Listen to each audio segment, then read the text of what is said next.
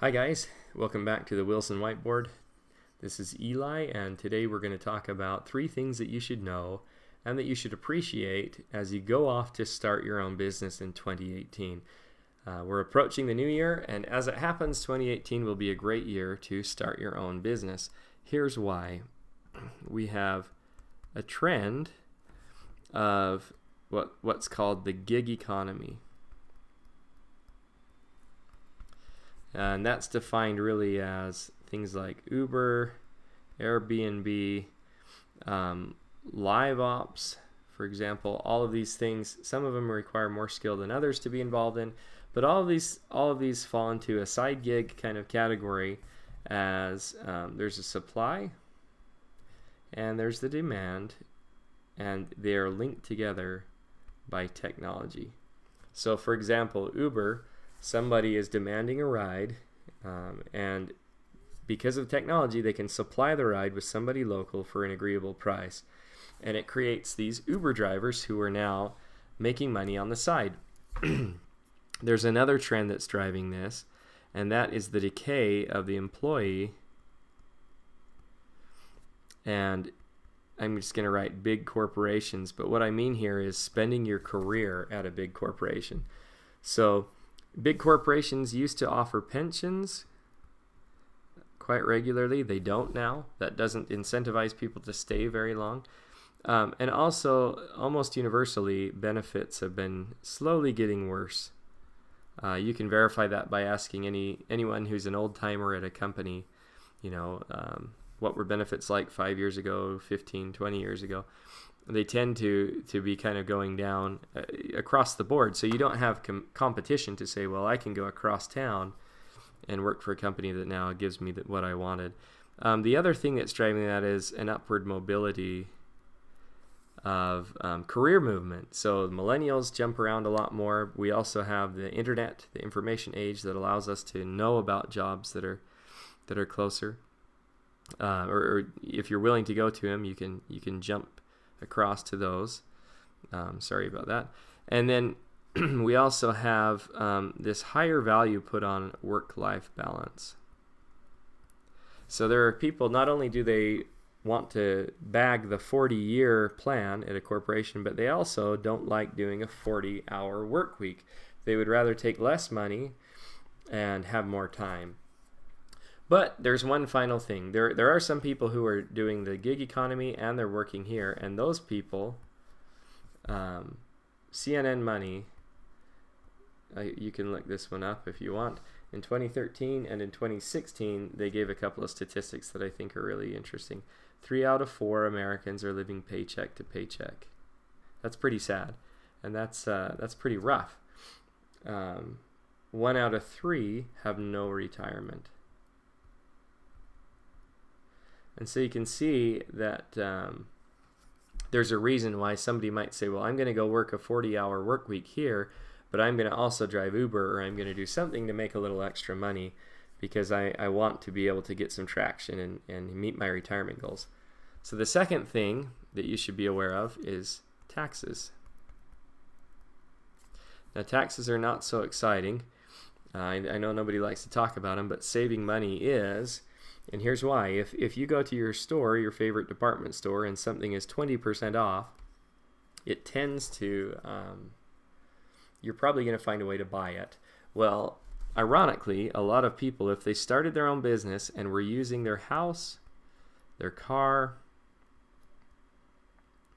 their laptop, for example, all sorts of things, they could be getting between 10 and 35 or so % off of the things that they're already using and paying for if they're also using those to run their business out of their home, even if they don't make money out of their business. And so in some cases, there are people who start businesses and they may not make very much money at all, but because part of their house, part of their computer, part of their car are all being used as tax deductions, then they're able to save money that way. Now, you're used to the dollar saved is a dollar earned, or a penny saved is a penny earned.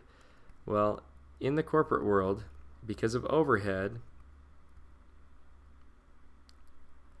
there's a 10% profitability average across the country. So that means that if a company gets a $1 million sale, they only keep 1/10 of that by the time it's been processed through all of their operating costs and their overhead. A lot of people who start their own businesses do better than that. But a dollar saved here is equal to $10 earned because of this. And so if you're able to save money, this is after it's already been processed. This is after you've paid the rent. This is after you've put gas in your car and done all of those things. You're able to get that money back. That's why so many people get excited about their tax returns, is because it's money that they aren't using as part of their operating costs in their own personal life. So one tip right now, you should go out to your car, pause the video, and write down your odometer. If you have more than one car, do it on all of them. Because if you use a tax app, I use one for my business that's called TaxBot. They are not paying me to put their name out there. That's the one I happen to use. I like them. But if you track what your odometer is at the beginning of the year, and then you track all of your driving throughout the year, it will automatically calculate how much of that you can deduct and make sure that you're keeping within all the legal bounds. But it's a good way to save money. There are some people who all of their gas is paid for the whole year because they're doing enough driving around with their business expense, and the amount that you get back tends to be a whole lot more than what it costs you, depending on how fuel efficient of a car you have. So that's one thing to consider. The last one is personal development. And this thought really is, as you start your own business, you're forced to consider things that you normally didn't. And a lot of the development where people are deficient are in these people-to-people type of connections, the soft skills. I'll tell you a quick story about that. There's a lady named Kalina Silverman. I came across her stuff because of my business, and I was trying to learn how to, what she refers to as to connect with people instantly and skip the small talk. She does this thing called big talk. Well, my wife and I were at the hospital waiting for our baby to be healthy enough to come home. We got sick of being at the hospital and we went out to a restaurant. So while we're at the restaurant, we're waiting next to this older gentleman and his wife, and waiting to be seated. And I decided that I would try out what Kalina says. Rather than just ask them, where are you from? What do you like to eat here, etc. I started asking them questions like, what do you want to do before you die? If you knew that you were going to die tomorrow, what would you do today? You know, those kinds of questions. And we had a really good discussion. They talked about their grandkids primarily and the influence that they want to have on them.